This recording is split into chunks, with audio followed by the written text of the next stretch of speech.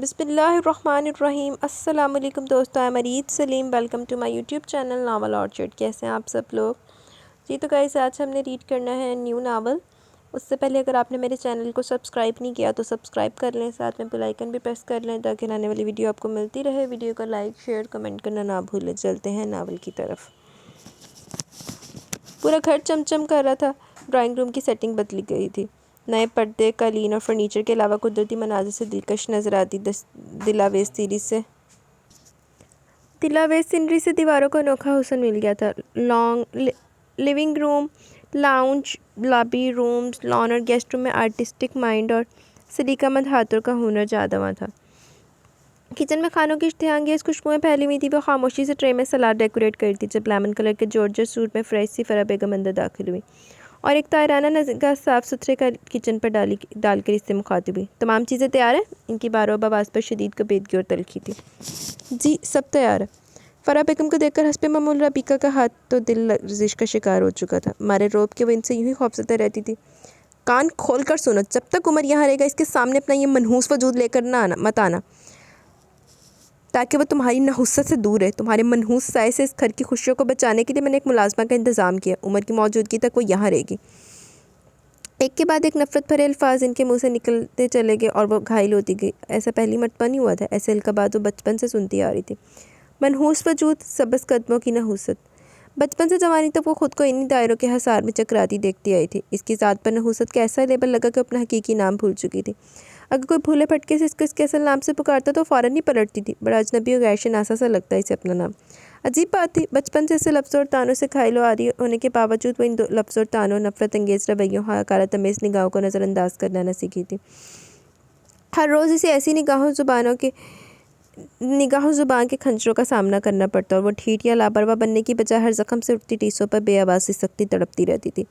عاقب کا دوست ٹرانسفر ہونے کے باعث اسلام آباد سے یہاں آ رہا تھا۔ عمر خان ماں باپ کا اکلوتا چشم و چراغ، اعلیٰ خاندان اور ہائی اسٹیٹس والا بندہ، جو قسمت سے گوارا بھی تھا۔ فرح بیگم کی کعبی نگاہوں شاطر فطرت فوراً الرٹ ہوگی۔ وہ کافی عرصے سے نمرہ کے لیے کسی ایسے لڑکے کی تلاش میں تھی، مختصر فیملی، اونچا خاندان، دولت و شہرت اور لڑکا بھی اکلوتا، ان کی مراد پر آئی۔ عاقب نے سرسری ذکر کیا، اس کے دوست عمر کا یہاں ٹرانسفر ہو گیا، فرم کی جانب سے گھر ملنے میں کچھ وقت لگے گا، تب تک وہ ہوٹل میں رہے گا۔ فرح بیگم مچل گئی کہ کس طرح ممکن ہے ان کا گھر ہوتے ہوئے عمر ہوٹل میں رہے۔ پہلے تو عمر مانا نہیں، مگر فرح کے بے حد اصرار پر سے مجبور ہو کر اس نے حامی بھر دیا اور اسی دن سے فرح بیگم جو ہاتھوں کے بجائے دانتوں سے پیسہ خرچ کرنے کی عادی تھی، بڑے کھلے دل سے بڑے بڑے نوٹ خرچ کرنے لگی تھی۔ پورے روہیل ولا کی اثر نو تزئین و آرائش کی گئی، جس کا سارا بوجھ ربیکہ کے کندھوں پر تھا، جس کی رات دن کی انت تک محنت سلیقہ مندی کے باعث ہر شے چمچما رہی تھی۔ آج عمر کو آنا تھا۔ صبح سے وہ کچن میں مصروف تھی۔ عاقب کے ہمراہ نمرہ عمر کو ریسیو کرنے ایئرپورٹ گئی ہوئی تھی۔ کچن سے فارغ ہو کر اس نے ٹیبل سیٹ کی اور کمرے میں چلی گئی۔ سر کی اذان ہو چکی تھی، وضو کرتے بیسن کی طرف جانی پڑ گئی۔ بڑا غیرت مند پایا گیا عاقب، دوست نوں لین گیا بہن کو ساتھ لے کے۔ عمر کی شخصیت باغ و بہار تھی۔ اس کی آمد نے روہیل ولا کی اداسی و خاموشی میں ہنسی کے جلتے رنگ بچا دیے۔ وہ بہت بولنے کا عادی تھا، بہت دلچسپ گفتگو کرتا تھا۔ جب سے وہ آیا تھا نمرہ کے کہکے بے قابو ہو گئے تھے۔ فرح بیگم بھی مسکرانے لگی۔ عاقب نے ایک ہفتے تک سے بھرپور کمپنی دی، پھر اس کے اصرار پر وہ آفس جانے لگا۔ آفس سے واپسی پر وہ دونوں اکثر باہر نکل جاتے اور ان کی واپسی کھانے کے بعد ہوتی۔ نمرہ بے حد خوش رہنے لگی تھی۔ اکثر وہ عمر کے ساتھ باہر جاتی۔ فرح بیگم از خود انہیں موقع دیتی، ساتھ بیٹھنے کا، باتیں کرنے کا۔ عمر سے عاقب کی دوستی بہت پرانی تھی۔ عمر کے والد آرمی میں تھے، ان کی پوسٹنگ کراچی میں ہوئی اور کئی سال وہ کراچی میں رہے۔ ان کے برابر والے بنگلے میں تب سے ان گھرانوں میں دوستی کی بنیاد پڑی تھی، جو گزرتے وقت کے ساتھ ساتھ مضبوط ہو گئی۔ روہیل صاحب بہت اعلیٰ اخلاق و شیریں مزاج کے مالک تھے۔ عمر کے والد جبران خان سے گہری دوستی تھی، دونوں بیگمات میں بھی خاصی محبت تھی۔ جبران خان کی پوسٹنگ کراچی سے دوسرے شہر اور شہر در شہر ہوتی رہی تھی، لیکن ان کی دوستی برقرار رہی۔ پھر عمر اعلیٰ تعلیم کے لیے امریکہ چلا گیا، روہیل صاحب کی ڈیتھ ہو گئی۔ عاقب سے بڑا ثاقب امریکہ چلا گیا۔ بزنس کے سلسلے میں عاقب پڑھائی اور گھر کی ذمہ داریوں میں الجھ کر عمر سے مستقل رابطہ نہ رکھ سکا۔ ان کے درمیان کم رابطہ رہتا۔ 5 سال بعد وہ پھر مل بیٹھے تھے۔ پرانے مراسم اثر نو استوار ہوئے تھے۔ رات کھانے کی میز پر چاروں موجود تھے۔ اماں کے اشاروں پر نمرہ بڑھ چڑھ کر اسے ڈشز پیش کر رہی تھی، جو وہ شکریہ کہہ کر پلیٹ میں ڈال رہا تھا۔ اس کے برابر میں بیٹھا عاقب بھی کچھ نہ کچھ اس کے آگے رکھ رہا تھا، جبکہ عمر کھانا کھاتے ہوئے باتیں بھی کر رہا تھا، مگر اس کی متجسس نگاہیں ڈرائنگ روم سے ملحقہ رازداری کی سمت بار بار اٹھ رہی تھی، جس سمت کچن تھا اور ملازمہ رشیدہ گرم گرم پھلکے اس طرف سے لے کر آ رہی تھی۔ کیا وہ بیٹا رک کیوں گئے؟ کھاؤ نا۔ فرح بیگم اس کا ہاتھ رکتا دیکھ کر بولی تو فوراً سنبھل گیا۔ میں کھا رہا ہوں، اصل میں کھانا اتنا ٹیسٹی ہوتا کہ پیٹ بھر جاتا، مگر نیت نہیں بھرتی۔ اس کے لہجے میں حقیقتی ستائش تھی۔ فرح بیگم کے چہرے پر منافقانہ مسکراہٹ دوڑ گئی۔ جب میں بیاہ کر اس گھر میں آئی تھی تو سب لوگ میرے پکائے ہوئے کھانوں کے گرویدہ تھے۔ روہیل کے فرینڈز فرمائشیں کرتے تھے، اب مجھ سے زیادہ ذائقہ نمرا کے ہاتھ میں آ گیا، بہت عمدہ کوکنگ کرنے لگی ہے۔ واقف کے ہونٹوں پر دہرانے والی تلخ مسکراہٹ نظر انداز کر کے گوئے ہوئے، ارے اتنی اچھی کوکنگ نمرا کرتی ہے؟ Nimra very excellent and wonderful cooking. وہ مسکراتی بھی نمرا کو دیکھ کر بولا، جبکہ فرح بیگم نے تیز نگاہوں سے عاقب کو گھورا جو کچھ کہنا چاہتا تھا۔ صرف خالی کھولی شاباش سے کام نہیں چلے گا، آپ کو باہر کی اچھی سنوپی سے آئس کریم کھلانی ہوگی۔ وہ اس ادا سے اٹھلا کے بولی، گویا ساری محنت ہو جافشانی میں اس کی ذات میں ملوث ہو۔ ایک باری ذرا عمر صاحب اپنے سامنے کوکنگ کرا لو۔ یقیناً ابھی چلتے ہیں۔ وہ راضی تھا۔ میں نہیں جا سکوں گا یار، عاقب نیپکن سے ہاتھ صاف کرتا ہوا بولا۔ کوئی معذرت نہیں چلے گی، چلو نا یار، اس طرح کچھ واک ہو جائے گی۔ بھائی ایسے ہی کرتے ہیں مگر آپ ان کی باتوں میں نہ آئیں۔ آپ نمرا کو لے کر چلے جاؤ، عاقب تھکا ہوا کل آپ کے ساتھ جائے گا۔ فرح بیگم نے عاقب کے بگڑے ہوئے تیور دیکھ کر انہیں جلدی روانہ کر دیا اور ان کے جاتے ہوئے اس کے کمرے میں چلی آئی تھی۔ کس بات نے تمہارا دماغ اتنا خراب کر رکھا ہے؟ کیوں تمہارے لبوں پر اس طرح طنزیہ مسکراہٹ رہنے لگی؟ آخر چاہتے کیا ہو تم؟ وہ آتے کسی طاقتور بم کی طرح بلاسٹ ہوئی تھی۔ ماما، جھوٹ اور مبالغہ رائے کی بھی ایک حد ہوتی ہے، لیکن آپ اور نمرا وہ تمام حدیں پار کرتی جا رہی ہے۔ یہ کہاں کا انصاف ہے؟ محنت کوئی اور کرے اور داد دوسرا وصول کرے۔ عاقب دھیمی آواز میں ملال، تعصب اور طنز کی امیزش تھی۔ تمہیں اس ڈائن کی طرفداری بہت کرنی آتی ہے۔ بہن کی فکر نہیں ہے، بھائی بہنوں کے گھر بسانے کے لیے ڈھیروں جتن کرتے ہیں، اور ایک تم ہو جس کو فکر ہی نہیں، الٹا بات بگاڑنے کی کوشش میں ہو۔ بہت غلط طرز سوچ ہے آپ کی۔ بیٹی اور بہن کی شادی کے لیے یہ طریقے ستی ہیں۔ اس طرح جھوٹ بول کر کسی شخص کو فریب دے کر گھر بسائے نہیں جاتے، بلکہ گھر بسانے سے قبل گھر اجاڑنے کی حماقتیں ہوتی ہیں۔ تمہارے منہ میں خاک، بس یہی کسر رہ گئی تھی تمہارے کہنے کی۔ وہ شدید غصے سے جھلا کر بولی۔ مما مجھ سے بدگمان مت ہو، وہ ان کے قریب آ کر بولا۔ تم نے خوشگمانی کی کوئی کسر بھی نہیں چھوڑی ہے۔ سوری ماما، مجھے آپ سے اور نمرا سے بہت محبت ہے، مگر بھابھی کے ساتھ آپ کا رویہ اب مجھے پشیمانی میں مبتلا کرتا ہے۔ وہ بھی اس گھر کی فرد ہے، بہت موت پر تعلق ہے ان کا ہم سے اور اس گھر سے۔ خبردار جو تم نے آگے مزید کچھ کہا، وہ شدید اشتعال انگیز لہجے میں بولی۔ نہیں ہے کوئی تعلق اس کا ہم سے اور اس گھر سے۔ پھر کیوں رکھا ہوا آپ نے نہیں؟ یہاں واپس بھجوا دیں، ان کے گھر مفت بیکار کے لیے رکھا ہوا ہے۔ اس کے منحوس وجود سے سب خوفزدہ رہتے ہیں، کب اس کی نحوست کس کو نکل جائے بھروسہ نہیں کہ کسی کو۔ یہ تو میرا ہی حوصلہ جو ایک بیٹا گوا کر بھی سبز قدم کو گھر میں بٹھا رکھا ہے، جس گھر کی دہلیز کو وہ سرخ سہاگن کے سوٹ میں عبور کرتی، وہ اس کی بیوکی کے سفید جوڑے میں عبور کی۔ جس جگہ مسرتوں کے شادیانے بچ رہے تھے وہاں دکھوں آہوں کا ماتم بچھا دی اس بدبخت نے۔ میرے بیٹے نے اس کا چہرہ دیکھنے سے قبل موت کا چہرہ دیکھ لیا۔ سہاگ کی سیج کی بجائے قبر کی آغوش میں جا لیٹا۔ وہ تیز تیز کہتے ہوئے رونے لگی تھی۔ ان کی بلند آواز رشیدہ کے ساتھ کام سمیٹتی ربیکہ کے کانوں میں بآسانی پہنچ رہی تھی۔ ربیکہ تیزی سے برتن اٹھا کر وہاں سے چلے گئی۔ اس کی نم آنکھیں رشیدہ دیکھ چکی تھی۔ ماما، یہ تقدیر کے فیصلے ہوتے ہیں، پھر موت کا ایک دن مقرر ہے، اس میں کسی کی بدبختی اور خوشبختی کا دخل نہیں ہوتا۔ مقدر ہاتھ سے لکھنے والی شے نہیں ہے۔ اور ماما، لوگ کہتے ہیں کہ تو کہنے دے، مگر آپ کہتی تو مجھے بےحد دکھ اور افسوس ہوتا ہے، کیونکہ آپ ایک مذہبی عورت ہے، دین کی پاسداری، اخوت و اخلاص، درگزر اور مروت کے فوائد کو جانتی ہیں۔ ہمارے دین میں ایسے توہم پرستی کی قطعاً کوئی گنجائش نہیں، نحوست، بدشگونی، ایسے عقیدے ہمارے مذہب میں نہیں ہیں۔ آپ لوگوں کو یہی درس دے دی ہیں۔ انہیں خاموش دیکھ کر وہ کچھ باحوصلہ ہو کر مزید بولا۔ اوہی بغل میں چھو رہا تھا، منہ میں رام رام، وہ کیا تھا، دوسروں کو نصیحت خود میاں فصیحت، اماں فصیحت، میاں تو نہیں ہے۔ پرسوں مسرت آنٹی آپ سے اپنی بہو کی شکایت کر دی تو آپ نے کہا کہ اصل بیٹی تو دراصل بہو ہی ہوتی ہے، اپنی بیٹی پرائی ہو جاتی ہے، اور پرائی بیٹی جو بہو بن کر آتی ہے نا تاحیات اپنی بن کر رہتی ہے۔ پھر اگر وہ کچھ دن نخرے دکھائے، بدسلوکی کرے تو برداشت سے کام لینا چاہیے۔ آپ کا صبر، اچھا سلوک دیکھ کر بس خود آپ کی گرویدہ ہو جائے گی۔ یہی کہا تھا نا آپ نے؟ ہاں کہا تھا۔ پھر ان کے تیور بگڑنے لگے۔ گھر سے باہر لوگوں کو آپ حقوق خوف الہی اور حقوق العباد کی تلقین کرتی ہیں، اپنی جیسی عورتوں کو مشورے دیتی ہیں کہ بہوؤں کے برے سلوک پر بھی برداشت و تحمل کا مظاہرہ کریں، اور خود آپ کیا کر رہی ہیں؟ صابر، محنتی، بے انتہا خدمت گزار بہو کی ہر لمحہ تذلیل و توہین کرتی ہیں۔ یہ قول و فعل کا تضاد چراغ تلے اندھیرے والی مثال کیوں ماما؟ یہ ہمارا چترا دی کمیاں اور کوئی گل نہیں۔ آخر کا چل گیا نا اس منحوس کا جادو تم پر بھی، بس مجھے اسی دن کا خوف تھا کہ تم اس کے حسن کے سیر میں جکڑ کر مجھ سے سوال کرو۔ انہوں نے آنکھیں نکالتے ہوئے اس انداز سے کہا کہ وہ ان کی سطحی ذہنیت پر پہنچ کر رہ گیا۔ اسے ماں سے ایسی گراوٹ کی توقع نہیں تھی۔ مما، خدا کے لیے کچھ تو خیال کریں، وہ میرے لیے قابل احترام ہے۔ انہوں نے اسے کوئی جواب نہیں دیا اور سیدھی کچن کاؤنٹر صاف کرتی ربیکہ کے پاس سے دونوں ہاتھوں سے پیٹ ڈالا۔ لاکھ لعنت، بد چلن، بد کردار، ایک بیٹے کو کھا کے اور دوسرے کے ساتھ منہ کالا کرنے کے خواب دیکھ رہے، لیکن تیری ایسی آرزو میں ہرگز پوری نہیں ہونے دوں گی۔ جس طرح میرا بیٹا تڑپ تڑپ کر مرا، تجھے بھی ایسے سسک سسک کر مرنا ہوگا۔ وہ پھولی سانسوں کے ساتھ اس سے کہہ رہی تھی، آنٹی آکے مجھے بھائی کی طرح عزیز ہے، میں ایسا نہیں سوچ سکتی۔ ان کے تھپڑوں سے زیادہ تکلیف اس الزام نے دی جو وہ بول پڑی۔ چپ کر منحوس، کاٹ دوں گی زبان تیری جو آئندہ چلی۔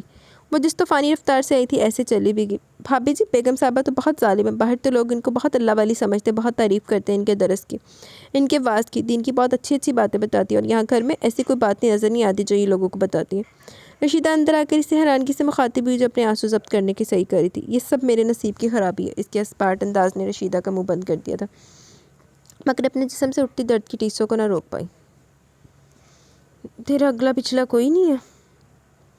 رات کافی پرکیف اور روشن تھی، موسم سرما خوب رخصت ہو چکا تھا، موسم گرما کی آمد تھی، جادی سردیوں کی معمولی سی خون کی فضا کو خوشگواریت بخشے ہوئے تھی۔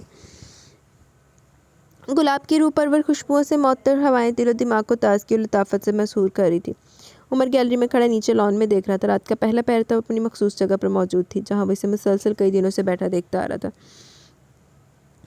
لان کا وہ حصہ جو ملازموں کے کوارٹر سے ملکا تھا اور وہاں برگد کے درختوں کے بڑی بڑی شاخوں سے چھوٹے سے جنگل کا روپ دھار لیا تھا، وہ اسی جگہ روزانہ بیٹھی نظر آتی، کسی گہری سوچ کی ندی میں ڈوبی ہوئی، ارد گرد سے بیگانہ۔ بہت کوشش کے باوجود وہ اس کا چہرہ نہیں دیکھ پایا کہ اس وقت ہر طرف اندھیرے کا راج ہوتا تھا۔ لان میں چلنے والی لائٹس کی مدھم روشنی اندھیرے پر غالب آنے کے لیے ناکافی تھی۔ وہ یہاں آیا تو شروع میں گھر سے دوری کے سبب اسے نیند نہیں آتی تھی، ویسے بھی نئی جگہ ایڈجسٹ ہونے میں وقت لگتا ہے۔ وہ نیند نہ آنے کے سبب گیلری میں آ کر کھڑا ہو گیا تھا، پہلی مرتبہ اس کی نگاہ اس جانب اٹھی، پھر دوسرے دن بھی وہ اسے وہیں بیٹھی نظر آئی، تیسری رات خود بخود اس کے قدم کمرے سے اٹیچ گیلری کی طرف اٹھ کے وہ وہیں بیٹھی تھی۔ سوچا میں گم دنیا مافیا سے بے خبر، اس کا معمول بن گیا تھا۔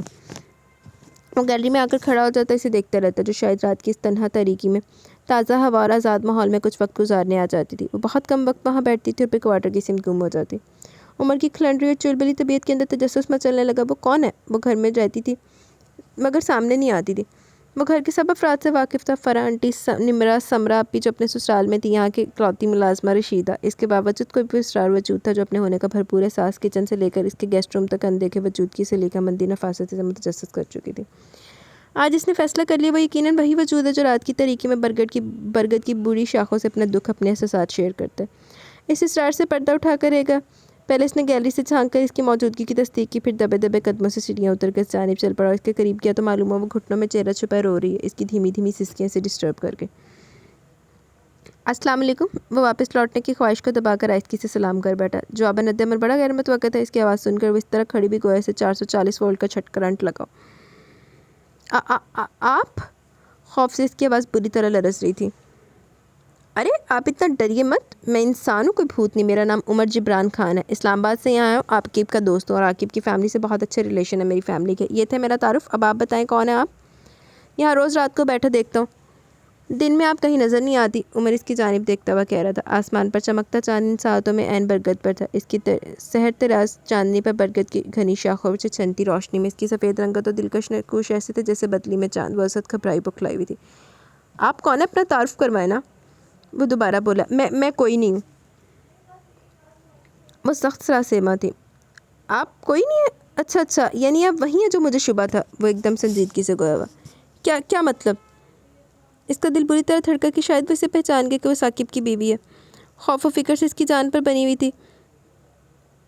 فرح بیگم کا حکم تھا وہ کسی کے سامنے نہ آئے، کسی کو معلوم نہ ہو کہ ثاقب کی بیوہ یہیں رہ رہی ہے، اور بھید کھلا بھی تو عمر کے سامنے، جس کے سامنے نہ آنے کی سخت ترین ہدایت تھی۔ اسے اپنی شامت قریب نظر آ رہی تھی، ان کے ہاتھوں کی مار سے زیادہ زبان کی مار ناقابل برداشت تھی۔ مجھے پہلے دن ہی یہی شک تھا کہ اس گھر میں کسی نیک دل پری کا سایہ جو عمدہ کھانے بنا کر اعلیٰ ڈسٹنگ کر کے نظر نہ آنے کے باوجود بھی سب کا خیال رکھ کر اپنے ہونے کا احساس دلاتی ہے۔ اور آپ ہیں تو آپ ہیں وہ نیک دل پری جو سب کو اپنا گرویدہ بناتی ہیں۔ وہ سینے پر ہاتھ باندھتے ہوئے مسکرا کر گویا ور اس کے کچھ حواس بہتر ہوئے تھے کہ جو وہ سمجھی تھی وہ بات نہ تھی۔ ارے نیک دل پری، آپ کا نام کیا ہے؟ مقام کہاں ہے؟ میں پری نہیں ہوں۔ وہ جاننے کے لیے آگے بڑھی۔ پھر کون ہے؟ وہ اس کا راستہ روک کر بولا۔ کوئی بھی نہیں، مجھے راستہ دیں۔ اس کا لہجہ سخت تھا۔ اوکے، میں صبح آنٹی سے معلوم کروں گا۔ وہ آگے سے ہٹتا ہوا بولا۔ نہیں، میں آپ کے آگے ہاتھ جوڑتی ہوں، آپ کسی کو بھی مت بتائیے گا کہ آپ نے مجھے دیکھا۔ وہ ایک دم ہاتھ جوڑ کر بولی۔ کیوں، آپ کو دیکھنے پر کوئی دفعہ لگتی ہے؟ وہ شوق تھا۔ نہیں، آپ وعدہ کریں کہ آپ نہیں بتائیں گے میرے بارے میں۔ میں آپ سے وعدہ کرتی ہوں آئندہ کبھی یہاں نہیں بیٹھوں گی۔ اس کی آواز میں بے بسی اور لاچارگی کی ایسی خوفزدگی تھی کہ وہ وعدہ کر بیٹھا۔ وہ رات اس نے بے خواب گزاری۔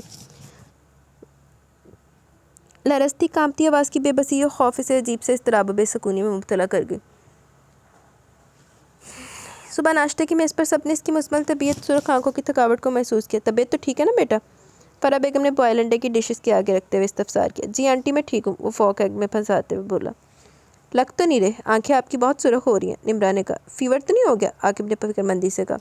I am perfectly all right, آپ پریشان مت ہو، رات مجھے ثاقب بھائی یاد آ رہے تھے، پھر میں سو نہ سکا، وہ انڈا کھاتے ہوئے بولا۔ ہاں، اب اس کی یاد ہی تو رہ گئی ہے۔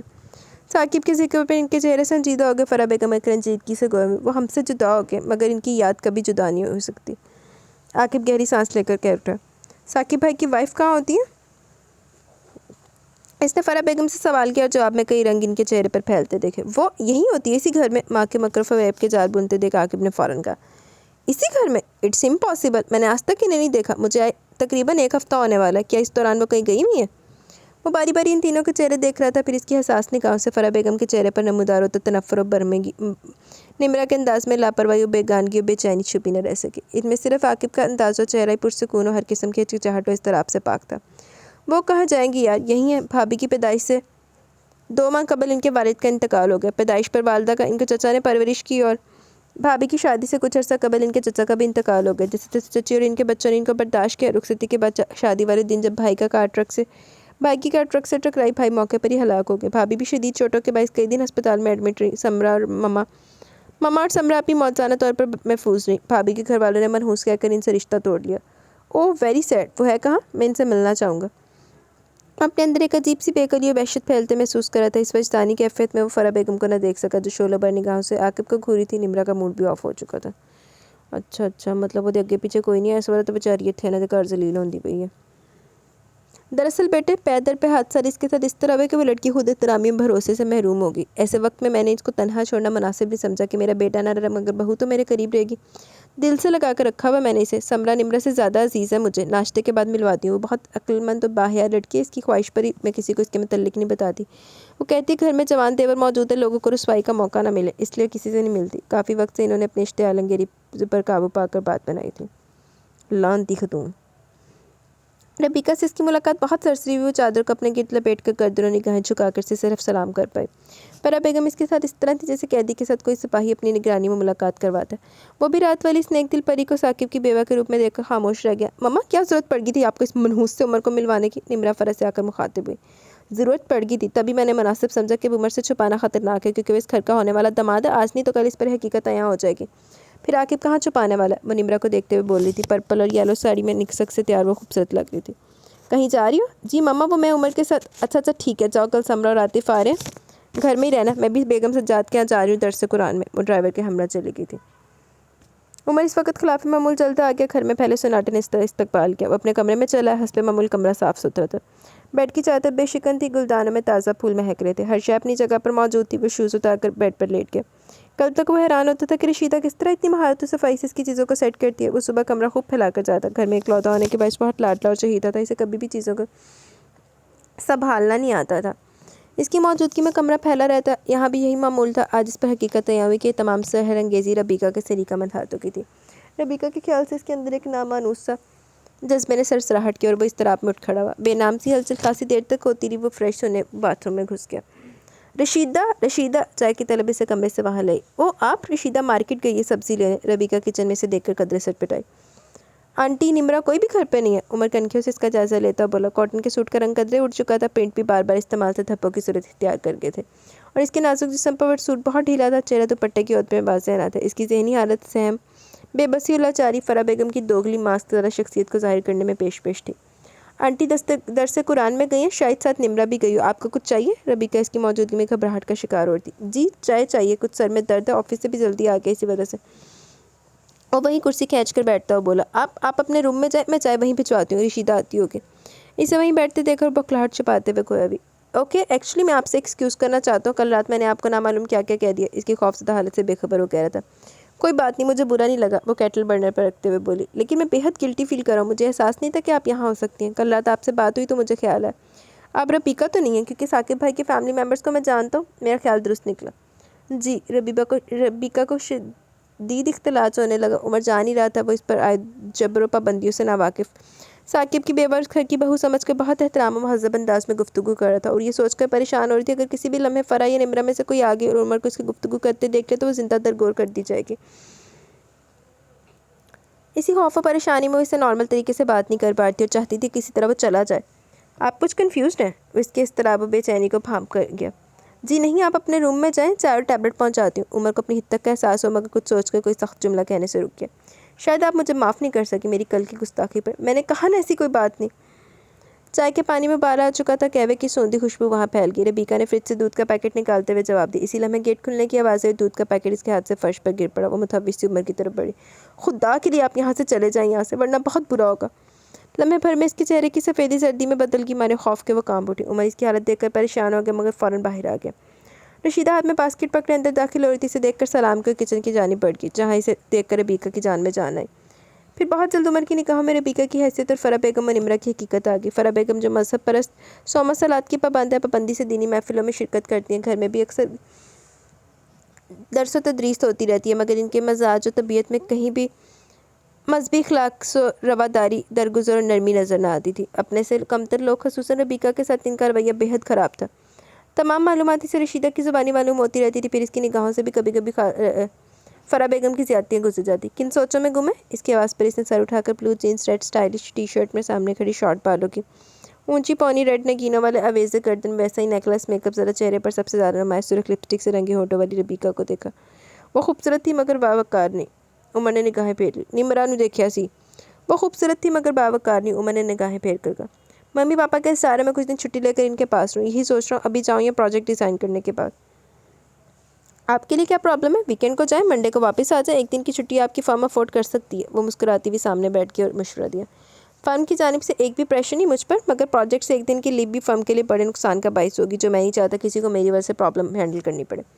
وہ نقصان آپ کا تو نہیں ہوگا، آپ چھٹی کر لیں۔ نہیں، میں کام میں مکمل ایمانداری اور دیانتداری سے برتنے کا عادی ہوں، میں کام عبادت سمجھ کر کرتا ہوں۔ وہ مسکرا کر بولا۔ واقعی اتنے دیانتدار ہیں آپ؟ نمرہ ہنس کر گویا ہوئی۔ میں زندگی کے ہر معاملے میں دیانتداری سے کام کرنے کا عادی ہوں۔ ویری نائس، پھر تو آپ ایک پرفیکٹ آئیڈیل پرسنالٹی ہیں۔ نمرہ اس کی جانب مخمور نگاہوں سے دیکھتی ہوئی گویا ہوئی۔ اب آپ مجھے شرمندہ کر رہی ہیں۔ حقیقت بتا رہی ہوں، گپ نہیں ہے یہ عمر۔ تھینکس، میں یہی کہہ سکتا ہوں، اٹھتے ہوئے بولا۔ میں آپ کے پاس آئی اور آپ جا رہے ہیں؟ سوری، مجھے ہوم ورک کرنا، آج کل ورکنگ ٹائم میں بہت ٹف جا رہی ہے، اس لیے یہاں کا بھی ہوم ورک کرنا پڑتا ہے۔ اس نے بڑی آسانی سے جان چھڑائی۔ کیا وہ موڈ کیوں آف ہے؟ فرح بیگم نمرہ کی جانب دیکھتے ہوئے استفسار کرنے لگی، جو منہ بناتی کمرے میں آئی تھی۔ عمر کو نہ معلوم کیا ہو گیا، پہلے تو بڑے شوق سے میرے ساتھ باہر جاتے تھے، مگر اب کچھ دنوں سے لفٹ ہی نہیں دیتے۔ آج بھی کام کا بہانہ کر کے چلے گئے، جیسے پوری فرم کو تنہا آپریٹ کر رہے ہوں۔ وہ انجینئر ہے، بڑی ذمہ داری ہے اس پر، کچھ دن صبر کرو، وہ تمام وقت تمہارے لیے نکالے گا۔ انہوں نے قریب پڑے کپڑوں کے ڈھیر میں سے کچھ سوٹ علیحدہ کرتے ہوئے تسلی دی۔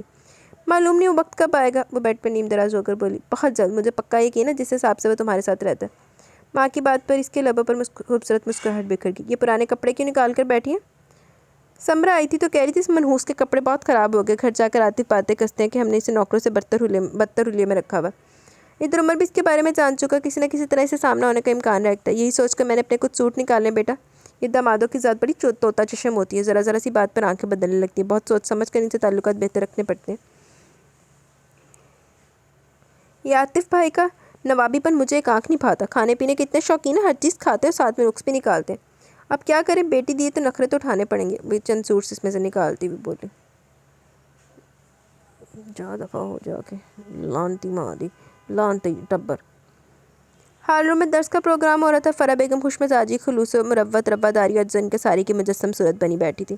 بہت اچھا بیان کیا تھا انہوں نے، یتیموں بیواؤں کے حقوق پر تمام خواتین متاثر ہوئی۔ وہ آ کر بیٹھ گئی۔ دوسری خاتون شرعی پردے پر بیان شروع کر چکی تھی۔ رشیدہ سب کو چائے سرو کر کے وہیں بیٹھی تھی۔ کچن میں ربیکا رات کے کھانے کی تیاریوں میں لگی ہوئی تھی جب عمر وہاں دبے قدم داخل ہوا۔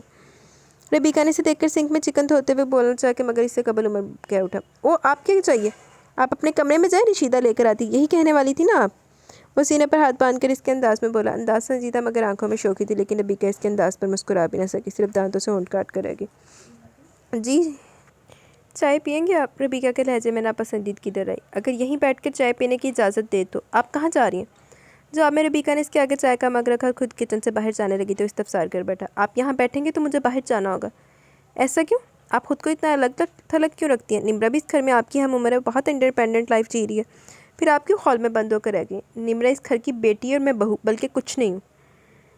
آپ اپنی سوچ کو بدلیں، بہت کچھ ہے آپ۔ عمر صاحب، آپ اپنے کام سے کام رکھیں تو زیادہ بہتر ہے، میں کیا ہوں کیوں ہوں آپ کو سوچنے کی ضرورت نہیں ہے۔ اس کے دھیمے انداز میں سختی در آئی، جبکہ عمر کے لبوں پر گہری مسکراہٹ۔ تھینک گاڈ آپ کو بولنا آتا، ورنہ میں سمجھ رہا تھا آپ کو ڈرنے خوفزدہ ہونے کے علاوہ اور کچھ نہیں آتا۔ وہ چائے کی سپ لیتا ہوا بولا۔ وہ خاموشی سے کچن سے نکل گئی۔ عمر مسکراتا رہا۔ फिर अमूमन इसे मौका देखकर बहादुरी और ज़िंदा दिली की तरगीब देने लगा। जो शुरू शुरू में से डरती थी, खौफज़दा रहती थी, खासी हद तक वो खौफ और डर दूर हो चुका था, क्योंकि वैसे वक्त में एंट्री देता जब फ़रा बेगम या निमरा घर में नहीं होती। इसकी मामलत करने वाली रशीदा थी, वही से घर के तमाम हालात से बाखबर रखती। रशीदा को रबीका से बहुत हमदर्दी और मोहब्बत थी। उमर की हौसलामंद बातों ने इसे हिम्मत दी, वो जो रबीका से मुतल्लिक हर बात इससे शेयर करने लगी थी, रबीका को बताए बगैर।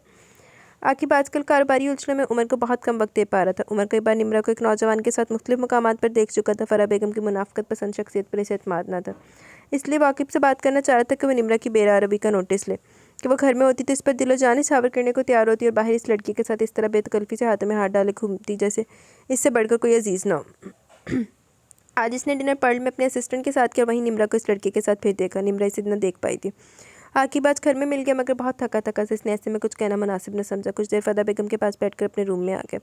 सेल फोन से घर पर बात की, फिर कपड़े बदल कर बाहर रेलिंग के पास खड़ा हो गया। बेसाख्ता निगाह मामूल के मुताबिक बर्गर की रख्त की जानी बूटी पर नाकाम लौट आई। वो वहाँ नहीं थी। इस रात के बाद से फिर वहाँ नज़र नहीं आई थी, मगर इसकी निगाहें बेइरादा इस जानिब उठती थी।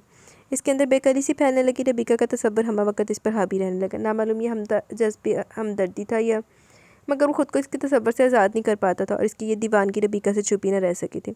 यही वजह थी कि वो इसके साथ रवैया बहुत सख्त और खुरदरा रखती थी, मगर इस पर कोई असर ना था। इसकी सोचों से पीछा छुड़ाने के लिए कंप्यूटर ओपन करके बैठ गया। काफ़ी देर काम करता रहा, फिर चाय की तलब हुई तो सोचा रशीदा से कहे, मगर याद आज वो छुट्टी पर थी। वो खुद उठकर किचन में आ गया। किचन का दरवाज़ा खुला हुआ था, लाइट भी रोशन थी। वो अंदर गया तो रबीका इसे इस वक्त देखकर बौखलाई, फिर देरी से अपने आगे रखी प्लेट को दोनों हाथों से ढांप दिया। मगर उमर की काबी निगाहें प्लेट में पतली दाल देख चुकी थी। रबीका के झुके हुए चेहरे पर फैलती नदामत और खिफ़त कम मायगी का एहसास इसे भी इस लम्हे बुरी तरह नादम करके रबीका की बेबसी और लाचारी को इस समय इसने पूरी तरह महसूस किया। दोनों के दरमियान कुछ लम्हे तकल्लुफ़ खामोशी रही, जिसको रबीका की आवाज़ ने तोड़ा। ठंडे पानी का कूलर यहाँ रखा है, वो खौफ पर काबू पाकर पुरअतमाद लहजे में गोया भी। सादिस ने आहिस्ती से प्लेट आगे सरका दी और उठ खड़ी भी। उमर की निगाहें प्लेट में तैरती दाल और बासी रोटी पर थी। इस 4 कुर्सियों वाली छोटी सी टेबल पर सिर्फ एक दाल की प्लेट और रोटी रखी हुई थी। इसकी निगाहों में अनवाओ एक शाम से भरी डाइनिंग टेबल घूमगी, जो तीनों टाइम इसके आगे सजाई जाती और खाना बचता था। सॉरी, मैंने आपको डिस्टर्ब किया, आप खाना खाएं। मेरा दिल नहीं चाह रहा, बस ऐसे बैठ गई थी। उमर ने फ्रिज खोलना चाहा तो वो लॉक था। वो सख्त हैरान हुआ, मगर फिर फ़ौरन इसके ज़हन में रशीदा की बात गूंजने लगी, जो बता चुकी थी कि बेगम साहबा रात का बचा हुआ खाना अपनी निगरानी में फ्रिज में रखवा कर ताला लगा देती है, ताकि दोपहर को वही खाना इस्तेमाल हो, क्योंकि उमर और आकिब लंच अमूमन बाहर ही करते हैं। घर के मुलाजमों के लिए दाल या सब्ज़ी बनती थी, वो आज देख चुका था। पानी लेकर वो रुका नहीं, सीधा किचन से निकलता चला गया। वो दूसरे दिन रात को इसने खाना नहीं खाया, और ऐन इस वक्त किचन में पहुंच कर जब रबीका खाने के लिए बैठी थी, क्योंकि वो किचन के तमाम कामों से फारिग होने के बाद खाना खाती थी। इस वक्त फिर उमर को देखकर वो हैरान हुई। वो इत्मीनान से इसके सामने वाली कुर्सी घसीट कर बैठते हुए संजीदगी से बोला, ये मुझे कल मालूम हुआ कि इतना अच्छा माल आप तनहा खाती हैं, हमें ऐसा वैसा खिलाती हैं, इसलिए मैंने फ़ैसला किया कि खाना आपके साथ खाया करूँगा। वो इसके सामने रखी रोटी में से आधी रोटी तोड़कर अपने आगे रखते हुए बोला। प्लेट में आलू बैंगन का सालन था, जो बड़ी रगबत से खाता था। आप भी खाएं ना, क्यों ऐसे बैठी हैं? मैंने क्या बिगाड़ा है आपका? क्यों मुझे ज़लीलो ख्वार करवाने के जुनून में मुब्तला? मेरी ज़िंदगी मुझ पर पहली बोझ है, इस बोझ को मज़ीद क्यों बढ़ा रहे? वो शिद्दत से रो पड़ी। उमर खाना भूलकर इस परेशानी से देखने लगा, जो रोए जा रही थी। प्लीज़ प्लीज़ रोए मत, मेरा इरादा आपको रुलाने का ना था, आप जाएँ यहाँ से। वो रोते हुए बोली, आप मुझे गलत समझ रही हैं। आप मेरा पीछा छोड़ दें, मैं आपको समझना ही नहीं चाहती। ये ज़िंदगी नहीं कहलाती जो आप गुजारी है। इज़्ज़त नफ्स और खुददारी का गला घोंट कर आप खुद को ज़िंदा समझती हैं। इसने फिर इस पत्थर में ज़रब लगाने की सही की। अगर चलती सांसों का नाम ज़िंदगी है तो मैं ज़िंदा हूँ, वरना दुनियावी एतबार से मैं इसी दिन मर गई जब साकिब इस दुनिया से चले गए थे। साकिब का जिक्र करते हुए दुख की नई बरसात इसकी आंखों में उमड़ आई। लोग मुझे मनहूस कहते हैं, मुझे नफ़रत और हकारत की निगाहों से देखते हैं। मेरी समझ में नहीं आता ऐसा क्यों। जो हो चुका, जो हो रहा है और जो होगा, वो सब कात पे तकदीर में तहरीर कर दे। ज़िंदगी में वाक़यात तो हादसात होते हैं, लेकिन रफ्ता रफ्ता मुझे लोगों की बातों पर यकीन आने लगा। जिसने मुझे चाहा वो इस दुनिया में न रहा। मेरे माँ बाप, चचा, उस्ताद और फिर साकिब मेरी नहूसत और बदबख्ती का शिकार बनते चले गए। अभी आपने ख़ुद कहा ये सब कात पे तकदीर का लिखा होता है। फिर प्लीज़, मैं नहीं चाहती कि आज के बाद हमारे दरमियान कोई बात हो। रबीका इसकी बात कता करते सर मोहरी से गोया, मैं आपकी बहुत इज्जत करता हूँ। प्लीज़ उमर साहब, आप जाएँ यहाँ से। कोई आगे तो क्या होगा, क्या जज्बात पेश करेंगे इस वक्त यहाँ अपनी मौजूदगी का, और शायद आपको तो कोई कुछ ना कहा जाए, मगर मेरे लिए कोई दूसरी जाए पनाह नहीं होगी। ओके, रिलैक्स रिलैक्स, मैं जा रहा हूँ, मगर आपको बाबर करा दूँ, दुनिया बहुत वसी है। आप सिर्फ कदम बढ़ाने का हौसला करें, रास्ता खुद ब खुद आपको मिल जाएगा। इस घर में आकिब के सिवा सब पत्थर रहते हैं, आप समझ नहीं हैं? सबकी खिदमतें करके, गुलामी करके इनके दिल मोम कर लेंगी, तो आप ऐसा ताक क़यामत नहीं कर पाएंगी। आपकी खिदमतें, नवाजिशें, मेहरबानियाँ ये लोग वसूल करते रहेंगे अपना हक़ समझ कर। आपको देने के लिए ताने, गालियाँ, नफ़रत और हकारत के जज्बे ही रहेंगे। वो कहकर वहाँ से निकल गया। इसके अंदाज में रबीका के लिए हमदर्दी थी। अच्छा जी, काले तो मुंडा सही करता पिया, लेकिन उन्हें भी तो अगे कोई रस्ता नज़र नहीं आ रहा। رشیدہ کے خراٹے کمرے میں گونج رہے تھے، بے خبر سو رہی تھی۔ ربیکہ کی آنکھوں سے نیند غائب تھی، باوجود کوشش کے وہ سو نہیں پا رہی تھی۔ ایسا تب سے ہو رہا تھا جب سے عمر کی بڑھتی بے تکلفی دلچسپی اس نے محسوس کی۔ وہ سب کچھ بھلائی زندگی گزاری تھی، اپنی انا، خودداری، عزت نفس سب کو فراموش کیا، ان کی خدمت کو مقصد بنا لیا۔ عمر جو اسے خودداری اور عزت نفس کے سبق پڑھا رہا تھا، احساسات سے کہہ رہا تھا، ان احساسات سے وہ آشنا تھی، مگر یہاں وہ کس سے انا بڑھتی تھی، کس کو خودداری دکھاتی؟ اس کے پاس گھر تھا نہ اپنے لوگ، درخت سے گرے برگ آوارہ کی مانند زندگی تھی۔ یہاں رہ کر وہ خود کو پھر سے محفوظ سمجھتی تھی، پھر بھی محسوس سمجھتی تھی، ورنہ چچا کے انتقال کے بعد ان کے بیٹوں کی آنکھوں میں پھیلی ہوس نے اسے اسی جگہ ٹھہرنے کا مشورہ دیا۔ گو کہ یہاں فرح بیگم اور نمرہ کی لہو لہو کر دینے والی باتوں سے وہ گھائل ہو جاتی، مگر اپنی ناموس کی حفاظت کے لیے اسے سب برا نہیں لگتا تھا، اس خوف سے کبھی اسے نکال باہر نہ کرے۔ وہ مشین بن گئی تھی، صبح سے رات کے تک کام، صرف کام، اور پھر اپنے کمرے میں آ کر ایسی بے خبر سوتی کہ صبح کی خبر لاتی۔ البتہ بڑی نند سمرہ کے شوہر عاطف کی نگاہوں میں بھی اپنے چچا کے بیٹوں کی آنکھوں میں نظر آنے والی ہوس نظر آتی تھی، اور اس کی موجودگی میں وہ احتیاط سے رہتی، اور اب ایک نئی مصیبت عمر کے روپ میں اس کے لیے مسئلہ بنی ہوئی تھی۔ وہ اسے جتنا چھپنا چاہتی، بچنا چاہتی، وہ اس تک پہنچ ہی جاتا تھا۔ دراصل اسے عاقب کا دوست ہونے اور پھر فرح بیگم کے ممکنہ داماد ہونے کا شرف حاصل تھا، اس لیے اس کو ضرورت سے زیادہ اعتماد و رعایت حاصل تھی، جس سے وہ ناجائز فائدہ اٹھانا چاہتا تھا۔ نمرہ میں اس کی دلچسپی بھی ربیکہ کی نگاہوں سے اوجھل تھی، اکثر دونوں کو باتیں کرتے باہر آتے جاتے دیکھتی تھی۔ پہلے وہ خوش تھی کہ عمر جیسا شخص نمرہ کی لائف میں آ گیا، وہ تو ادھر جائے گی۔ نمرہ بیک وقت کئی لڑکوں سے دوستی نبھا رہی تھی، اسے ڈر تھا وہ غلط قدم نہ اٹھا لے، اچانک کندھوں پر پڑنے والی ذمہ داریوں کے بوجھ میں دب کر رہ گیا۔ فرح بیگم کو نمرہ پر حد سے زیادہ اعتماد تھا۔ دنیا کی ماؤں کو بیٹیوں کو اچھی تربیت، پردے کی پابندی اور قدم قدم پر نگرانی کرنے کا دست دینے والی فرح بیگم اپنی بیٹی کی ایسی کسی بات پر نگران نہ تھی۔ وہ نماز نہیں پڑھتی تھی تو جواب تھا، عمر پڑھ لے گی۔ پردے کے لیے ارشاد تھا، ظاہری پردے سے زیادہ نگاہوں کا حجاب ضروری ہے۔ ایسے من گھڑت جواز ان کے پاس موجود تھے جس سے نمرہ بھرپور فائدہ اٹھا رہی تھی۔ عمر کے آنے کے بعد اس کی بیرونی سرگرمیاں کم ہو گئی تھی، وہ عمر کو پسند کرنے لگی تھی۔ فرح بیگم کا رجحان و مقصد بھی ربیکہ سمجھ کر وہ خوش تھی کہ اچھے اخلاق، خوبصورت اور اعلیٰ حیثیت کا حامل عمر اس گھر کا داماد بنے گا۔ عاطف سے وہ ہر لحاظ سے بہتر تھا، مگر اس کے لیے ویسا ہی مرد تھا۔ عاطف اور چچا کے بیٹوں کی طرف فرق ان کے درمیان یہ تھا کہ اپنی ہوسناک نگاہوں کے ذریعے اپنا آپ ظاہر کر دیتے تھے۔ عمر شرافت و ہمدردی کا جال بچھا کر اس کا شکار کرنا چاہتا تھا، جو کسی طرح ممکن نہیں تھا۔ چلو اج کل پہلے کا زمانہ ہی نہیں ہے، اون دی تے بھی شک کر لیا، لیکن جدہ دی زندگی گزاری ہوں تو سارے تے شک کرنا بنتا، اپنی جگہ تے صحیح ہے کہ نہ جڑی ہے نا فرح بیگم، اینوں تے نمرہ دی صورت ہی سارا کچھ بھگتنا پینا۔ دوجے دی تیاں ظلم کرنے دا ٹائم ہوتا، اپنی بیٹیوں کو تربیت کا ٹائم نہیں ہے۔ میز پر وہ سب ناشتے میں مصروف تھے، ماں اور عمر گویا ہوا۔ آنٹی آپ بہت نائس، بےحد گریٹ ہے، میں نے کسی عورت کو آپ جیسا فراخ دل و نرم طبیعت کا نہیں دیکھا۔ عمر کے لہجے میں ستائش و عقیدت تھی۔ ابھی تم نے یار ماما کی اسپیشل کوالٹیز دیکھی کیا؟ عاقب کے لبوا ہوتے دیکھ کر ان ماں بیٹی کے چہروں پر اضطراب پھیل گیا کہ وہ کب کیا کہہ دو ان کی سب کی ہو جائے۔ کیپ کوائٹ یار، مجھے آنٹی سے ایک سیریس میٹر پر ڈسکشن کرنی ہے۔ ہاں ہاں کہو بیٹا، ایسی کیا بات ہے؟ وہ کپ سوسر پر رکھ کر تجسس سے گویا ہوئے۔